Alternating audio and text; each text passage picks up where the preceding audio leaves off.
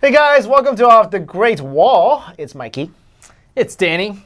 So we had a lot of good comments about the last Fashion Week video we did, so we wanted to do part 2 and guide you all the way through the rest of the ancient Chinese dynasties. I like to think that it's because we look so good. Yeah, my t-shirt.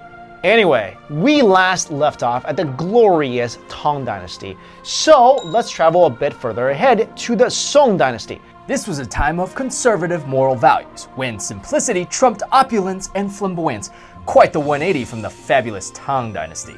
But sometimes you just gotta stick to the basics, you know? Men wore plain robes and shirts with either straight collars or diagonal collars crossed to the right side. They wore simple silk head coverings, the most popular being the Dongpo wrap, named after the famous poet Su Dongpo. Women often wore the Vids style, which consisted of a knee-length outer jacket with a straight collar, wide or narrow sleeves, and slits over 2 feet long under both armpits.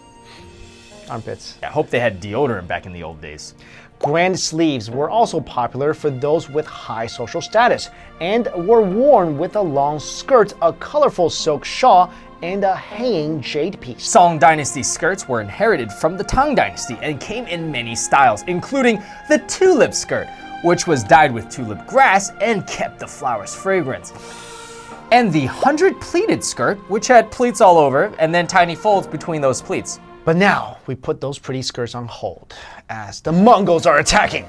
But don't worry, they may have invaded China, but they brought with them a great fashion sense and some sick clothing. So it's all good. The Mongols established the Yuan Dynasty, and while their clothing styles are technically considered ethnic and not traditional Chinese, we'll still consider it a part of the history of Chinese fashion as a whole. You know what I love that the Mongols brought over? What's that? Hot pot and barbecue. Oh yeah. Skewers. You know what I love? What? The hawk on Genghis Khan's shoulder. They brought over Just stop.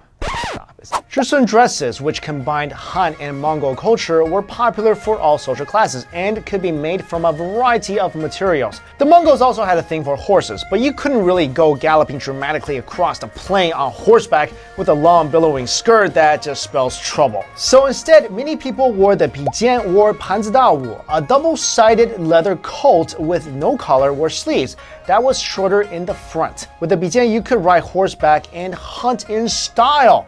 But when they weren't galloping across the plains, the ladies of the higher classes didn't hesitate to dress up. They wore long, loose gowns with moon-shaped shoulders, wide sleeves, and narrow cuffs, decorated with red and gold embroidered brocades, fur, and silk.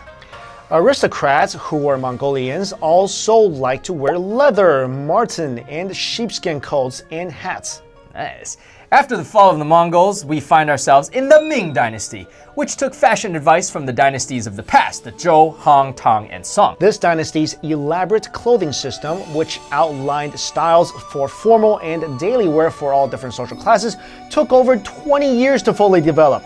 Ming Dynasty fashion rules were serious business. People in the Ming Dynasty preferred loose, billowing clothes. Officials mainly wore robes and gowns with circle colors, wide sleeves, black edges, and a black ribbon hanging belt.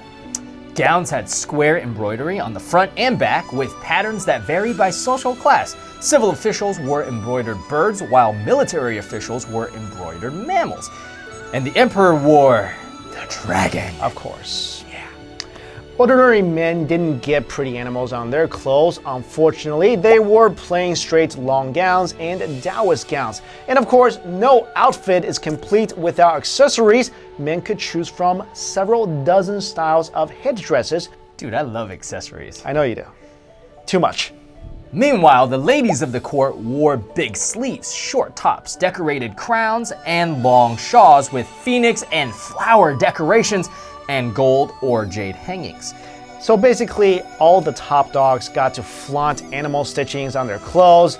And for common women, no fancy phoenixes, only plain gowns, coats, shawls, and short tops, usually worn with a skirt and patty robe, a rectangular piece of fabric spliced with many other pieces of fabric, like a paddy field. Hey dude, in modern days, I would embroider mine with a Pokemon.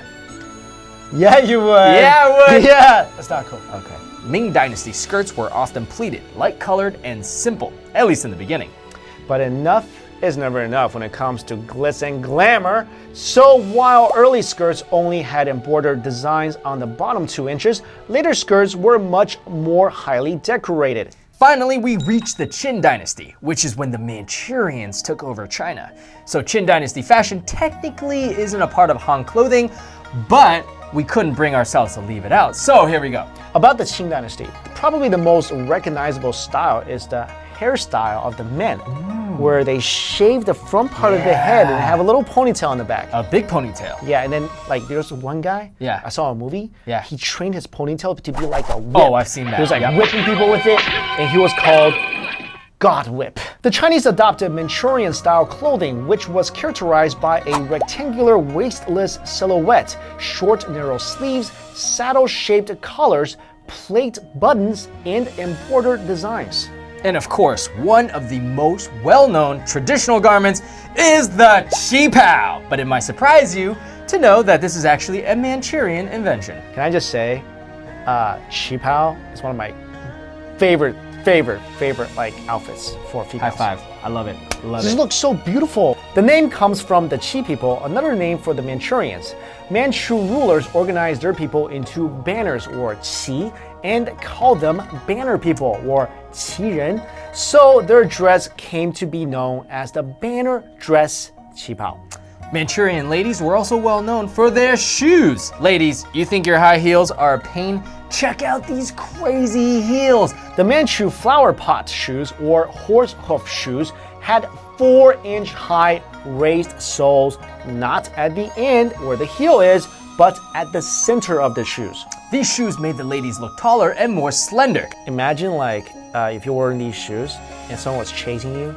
Oh yeah. How would you run in those? Actually, I think those shoes are a lot better for women's feet than high heels. I heard like women, if you wear high heels for a long time, it's gonna warp your feet. Yeah, it actually messes you up really bad. It also messes up your whole everything. But this is also the time when binding the feet was commonplace. So a lot of these women, they will squeeze into like looks like a little kid's shoe. Oh, man. Ooh. That lasted for a long time. Yeah. There's some creepy posts on the internet about that stuff. Can I just say, you got the good-looking qipao, but I don't envy what you guys have to do to make yourself look good every day. Yeah, I'm so glad every day I wake up and I say to myself, Dan, so glad you're a dude.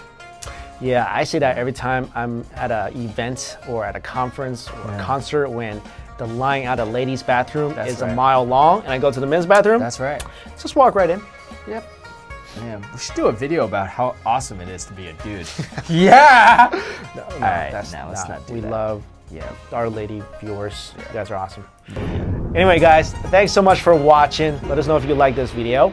And please subscribe and continue to support our channel. Thanks so much. Later.